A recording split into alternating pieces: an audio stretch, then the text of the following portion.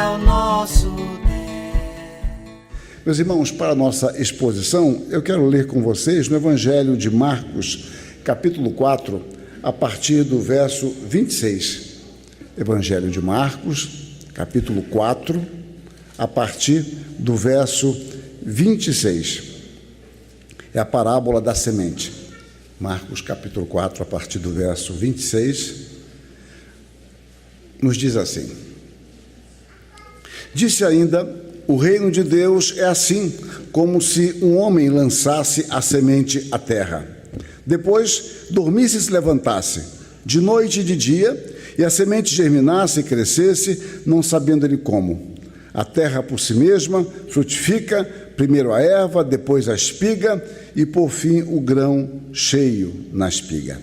E quando o fruto já está maduro, logo se lhe mete a foice, porque é chegada a ceifa. Amém.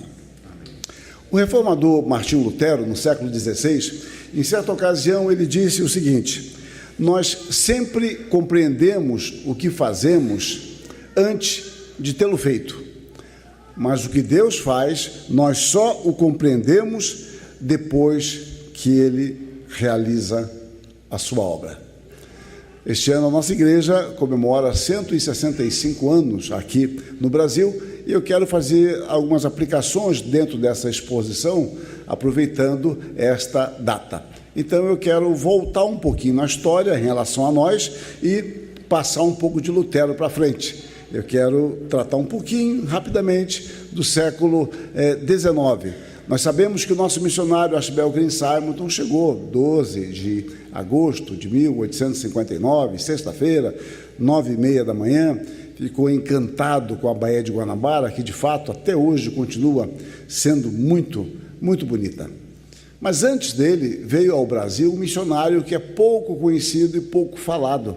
8 anos antes de Simonton, chegou um missionário chamado James Coley Fletcher. Fletcher era um presbiteriano, só que ele não veio ao Brasil para estabelecer igreja. Ele veio para dar assistência aos marinheiros americanos que passavam pelo Rio de Janeiro, porque havia uma preocupação espiritual com eles, porque no Rio de Janeiro passavam por ano em torno de 10 mil marinheiros, americanos e britânicos, em sua grande maioria.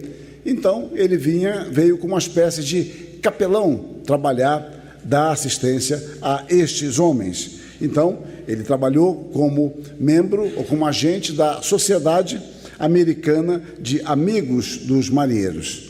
E ele fez um trabalho grandioso quanto a isso. Entendam que o trabalho dele era em inglês, ele não falava, ele não veio falando, nem era o trabalho dele evangelizar brasileiros. Mas ele se torna agente da Sociedade Bíblica Americana e começa a viajar pelo Brasil distribuindo Bíblias. Ele teve um grande trabalho quanto a isso. E devido à insistência dele, a Sociedade Bíblica Britânica enviou um homem lá de Liverpool para estabelecer no Rio de Janeiro o primeiro depósito de Bíblias, um homem chamado Richard Corfield. Então, isso tudo devido ao trabalho dele. O James Coley Fletcher era um homem muito inteligente, muito culto, e ele reescreveu, a pedido do autor, um autor metodista, ele reescreveu uma obra que se tornou famosa, e ela ainda é muito lida e importante, que é chamada O Brasil e os Brasileiros. Então, quem estuda o século XIX, os costumes brasileiros, esta obra é muito importante. Então, Fletcher era um homem de classe média alta, um homem rico. O seu pai era banqueiro, e ele estudou em boas escolas nos Estados Unidos, na Suíça, na França. Ele era um homem muito culto, sabia se relacionar em todos os níveis da sociedade, e foi assim que ele se tornou amigo de Dom Pedro II. E essa amizade vai trazer benefícios para a igreja mais à frente, que não me cabe aqui analisar. Mas, em julho de 1852, ele escreve uma carta ao seu pai. Ele está aqui no Brasil, ele é jovem, 28 anos, e veio sabendo que era muito arriscado vir para o Brasil por causa de uma questão epidêmica. No Brasil graçavam a febre amarela e a varíola, isso na década de 1850, mas ele veio assim mesmo. E agora ele escreve uma carta para o seu pai, uma carta grande, e eu quero ler apenas 2 linhas desta carta. Ele diz o seguinte: pode ser que não vejamos convertidos por anos, Mas ainda assim, devemos aprender a trabalhar e esperar, e no tempo próprio colheremos, se não houvermos desfalecido.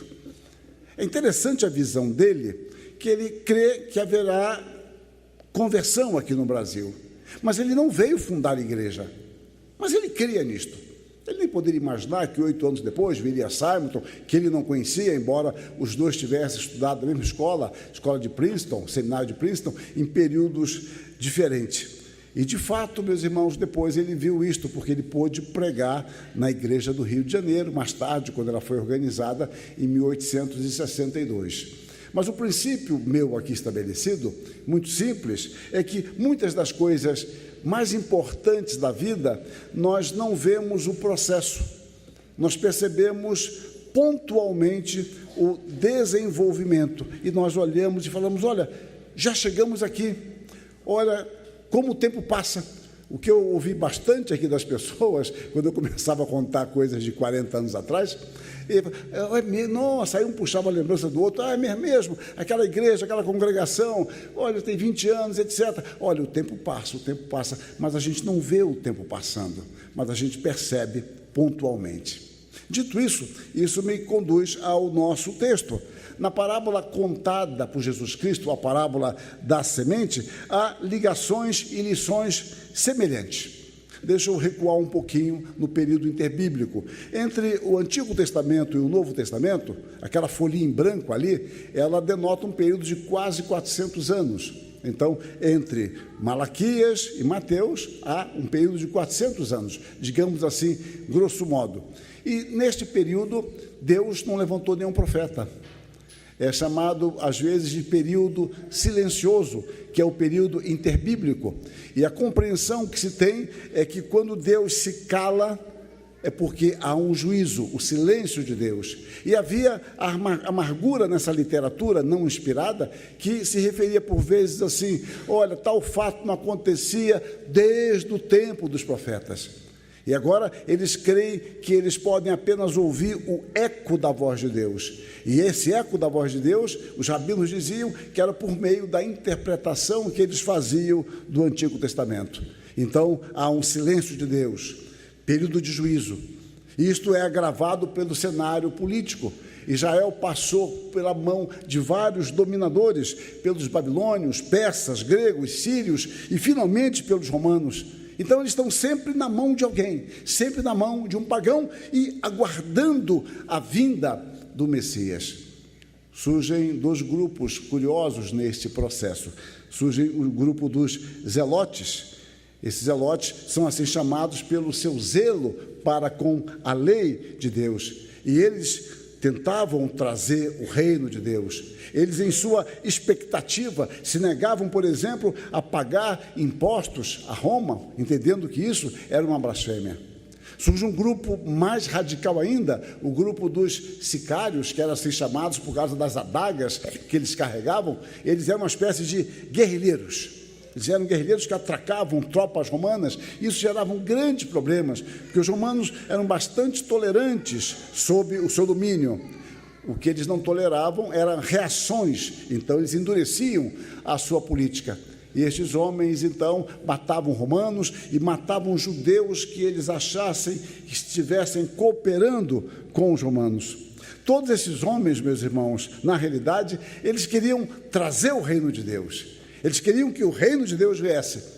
E reino de Deus, para eles, era trazer o Messias, que é categorizado de várias formas, mas a forma prevalecente era de um rei com uma espada flamejante que viesse destruir, expulsar todos aqueles invasores. E Jesus Cristo conta esta parábola do reino, mostrando que o reino de Deus tem uma dinâmica diferente. E no meio dos seus ouvintes, sem dúvida, havia zelotes, isso é certo, e possivelmente havia os sicários. E se não havia diretamente membros destes grupos, havia amigos, partidários, simpáticos a esta ideia. E Jesus Cristo, então, ele desconstrói esse tipo de ideia e mostra uma compreensão totalmente diferente da implantação do reino. E eu quero expor esse texto nesta noite sobre essa dinâmica, a dinâmica do reino, sobre essa temática, a dinâmica do reino.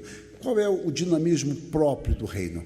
E Jesus Cristo vai nos mostrar aqui no verso 26 que Deus usa na implantação do seu reino graciosamente homens. O verso diz assim, o verso 26, o reino de Deus é assim, como se um homem lançasse a semente à terra. Ele usa uma figura muito simples, todos conheciam essa figura.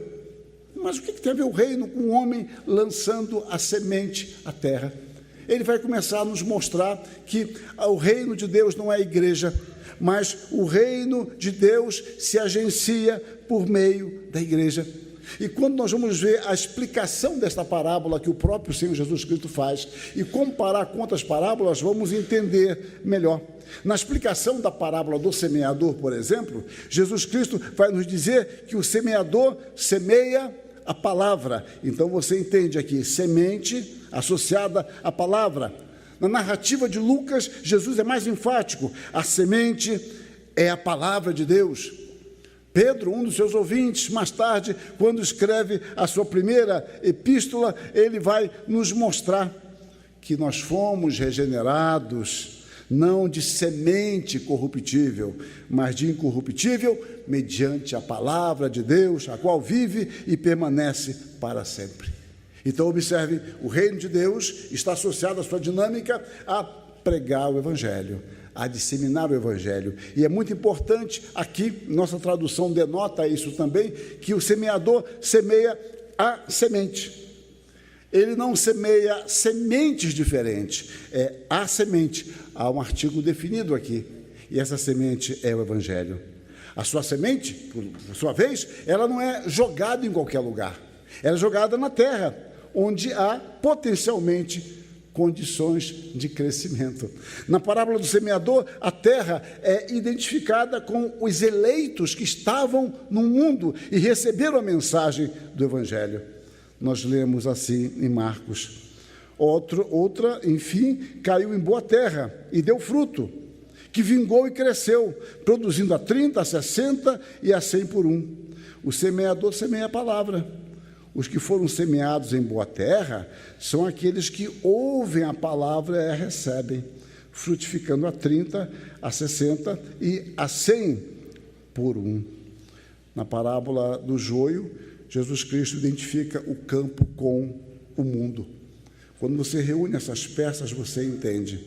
O reino de Deus, na sua dinâmica própria, Deus se vale de seres humanos como nós, para semear a palavra de Deus no mundo, anunciando o Evangelho, e Deus vai operar por meio deste Evangelho.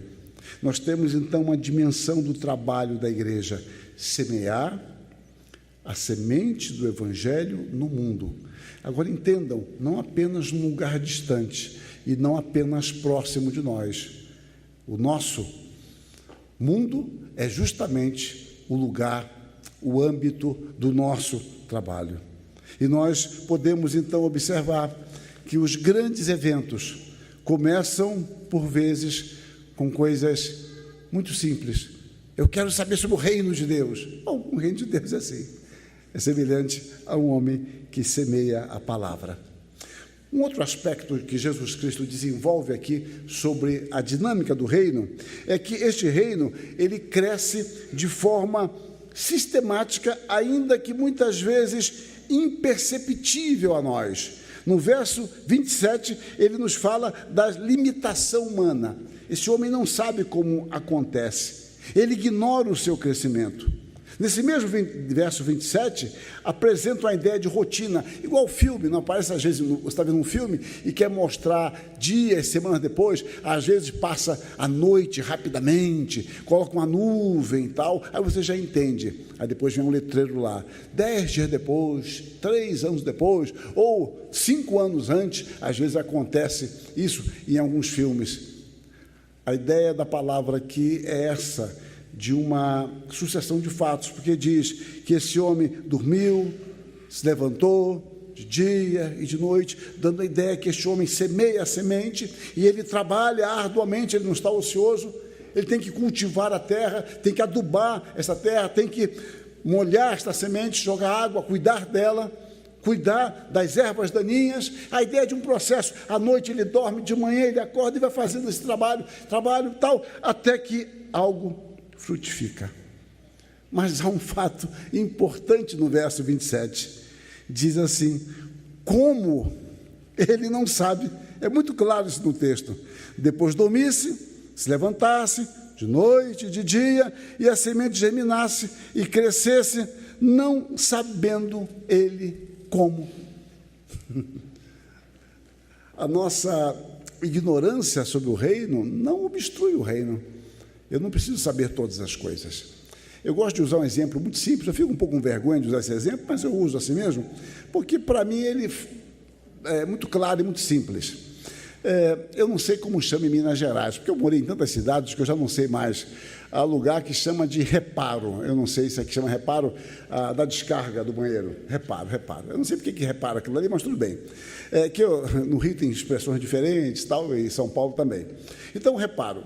Eu sei, pela vivência, que, em média, uma vez por ano, costuma dar problemas no reparo. Aí vocês estão falando, não, minha casa não deu. Claro, na sua casa é Deca, né? Bom, eu estou falando de coisas antigas, né?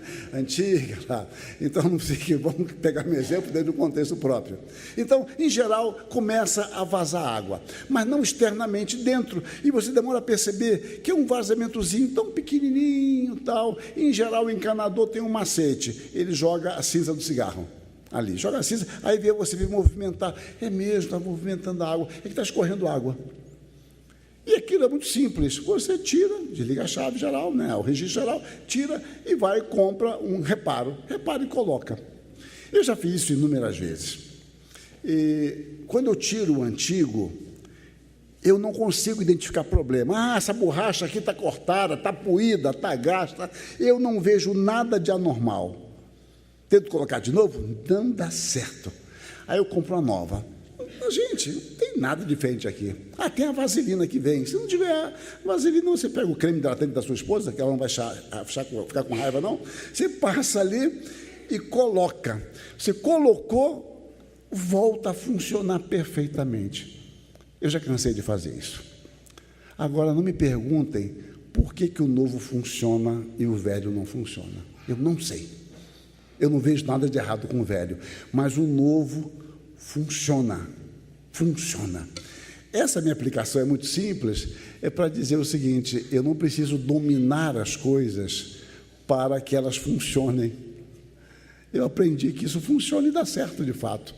O texto está nos mostrando que a ignorância nossa a respeito da ação, do poder, do meio, dos métodos de Deus, escapa à nossa compreensão. Nós não esgotamos isto.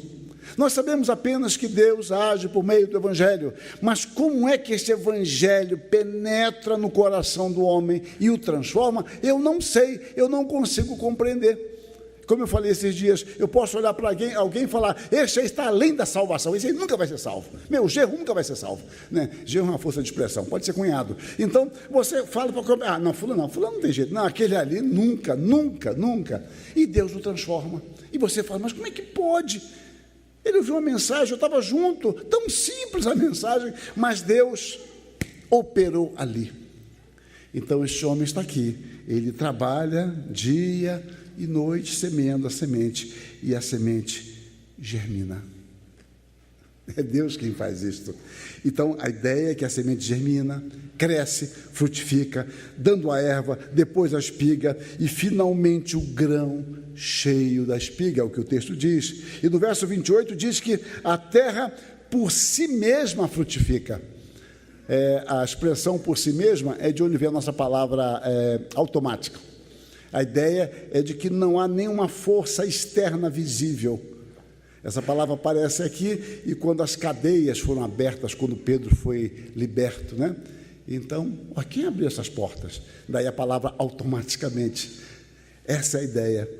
Eu não consigo ver um poder ali, o que aconteceu com essa semente, mas ela germinou. A ideia é de mostrar que a semente tem uma maneira própria e peculiar de crescimento. o reino, ele é de Deus. É Deus quem dá o crescimento. Os homens podem receber o reino, mas nós não podemos estabelecê-lo. Nós podemos nos recusar a entrar nele, mas nós não podemos destruí-lo. Nós podemos e devemos esperar pelo reino, orar pelo reino, buscar o reino, mas eu não posso trazer o reino de Deus. Deus não é somente o autor do reino. Deus é quem dá o crescimento ao reino.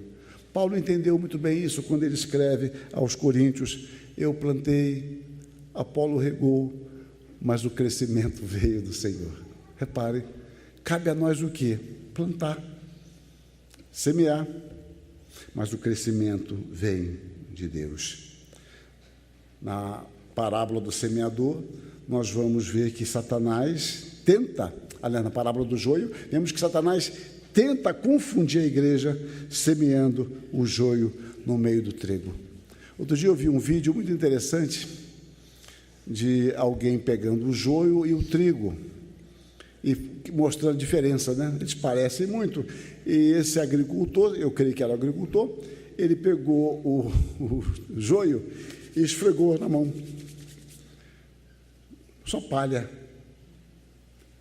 E depois ele pegou o trigo, esfregou, os grãos estavam ali.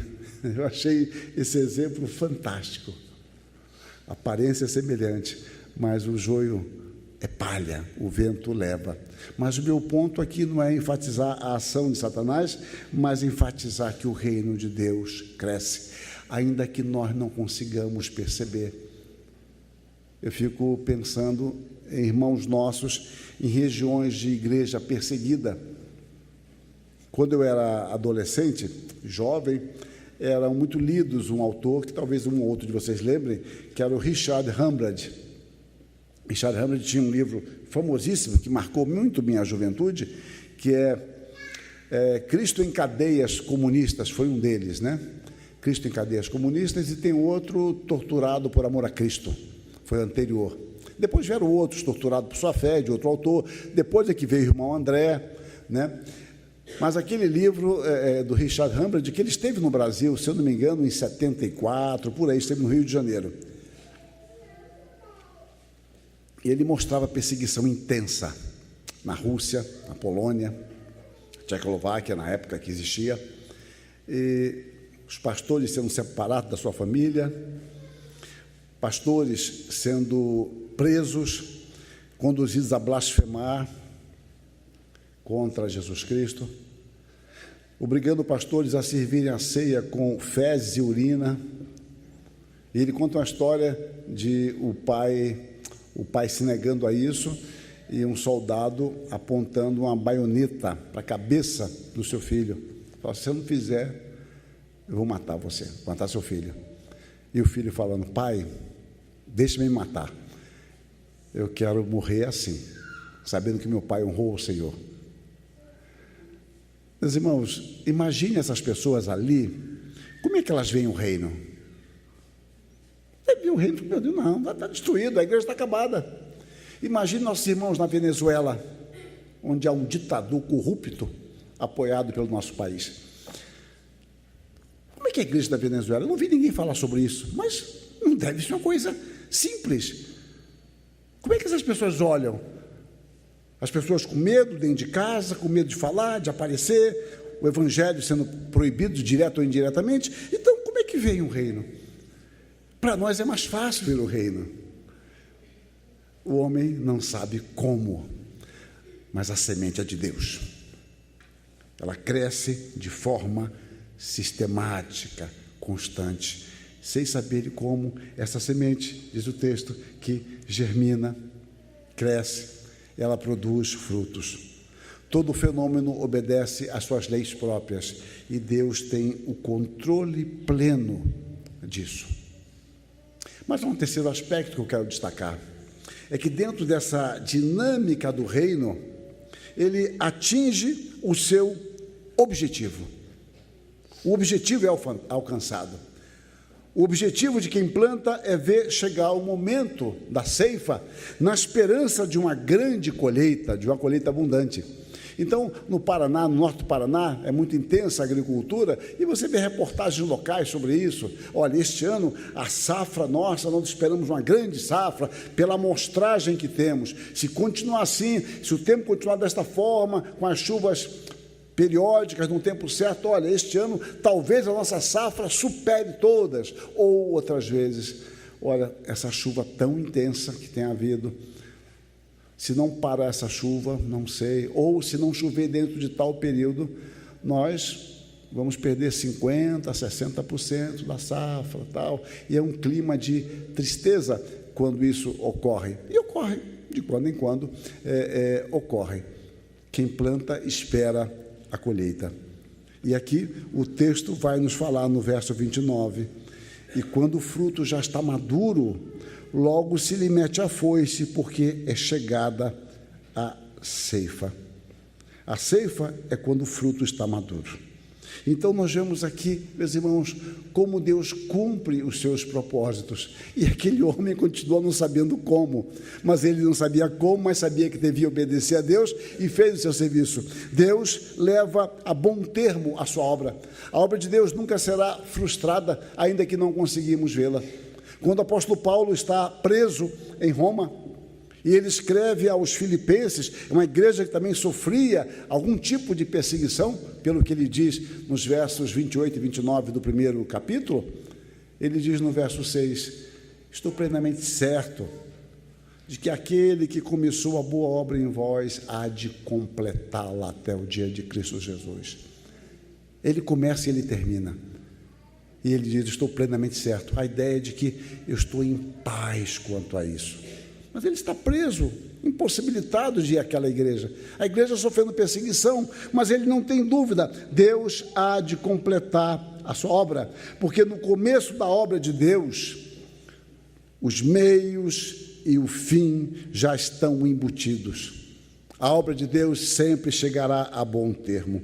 O que parece impossível a nós é plenamente possível a Deus. Então o reino de Deus se manifesta como um fermento.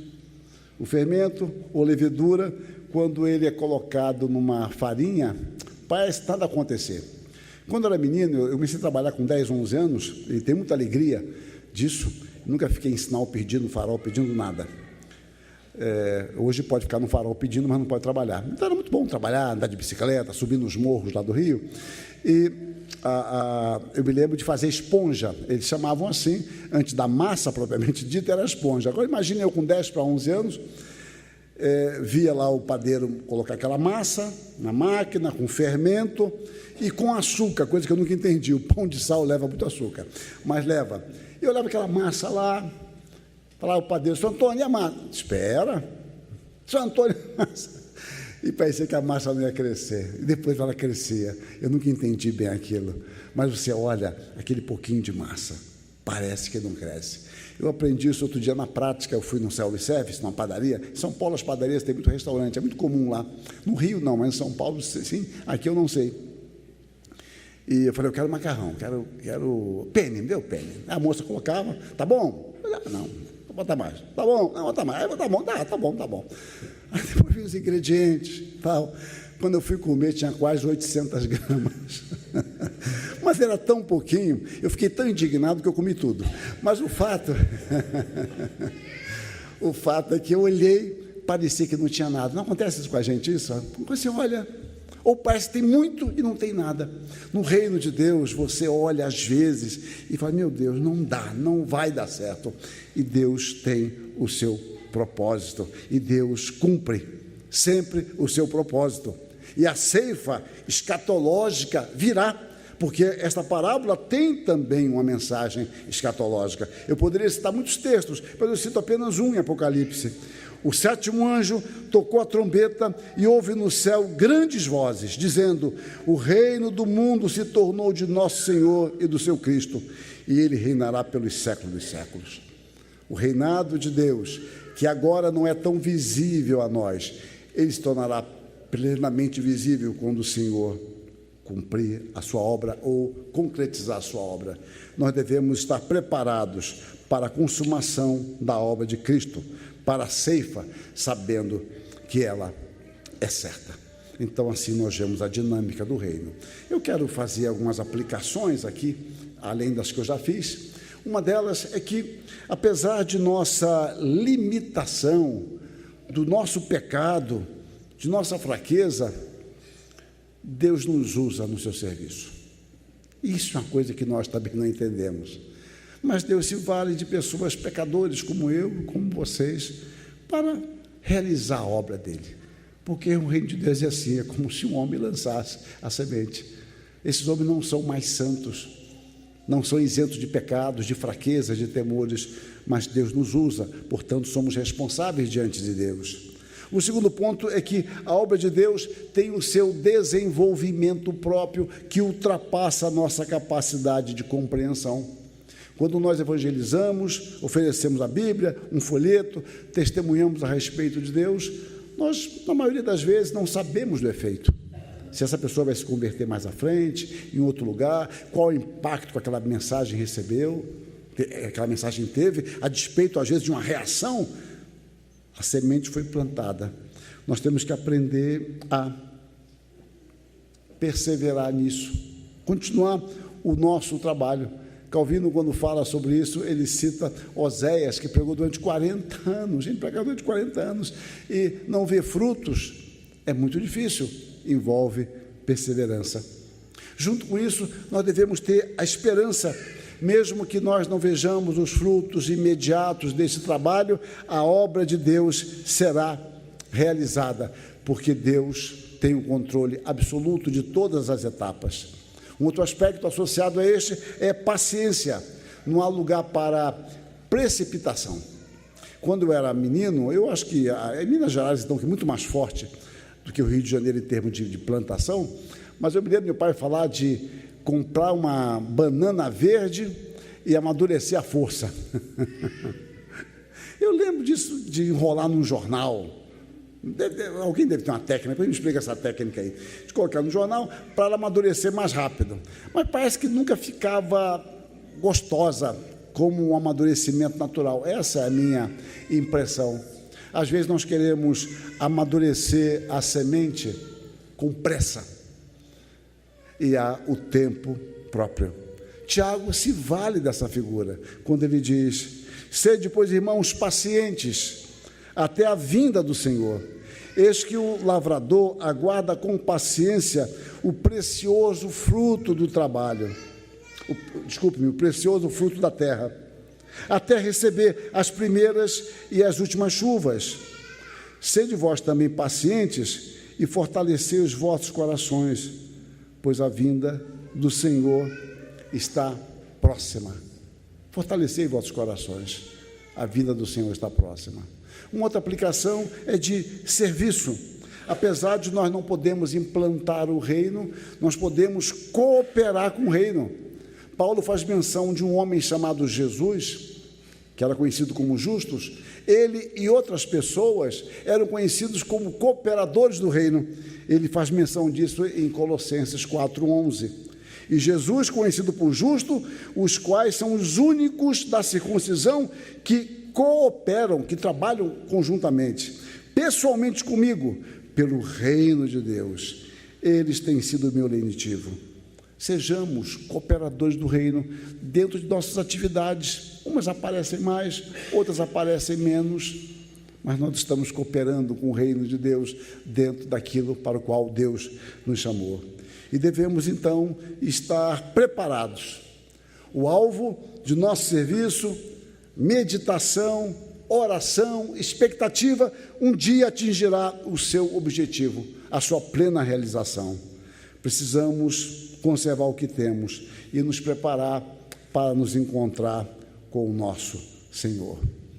Eu creio que é oportuno voltar àquela carta de James Cole Fletcher, que escreveu ao seu pai em julho de 1852.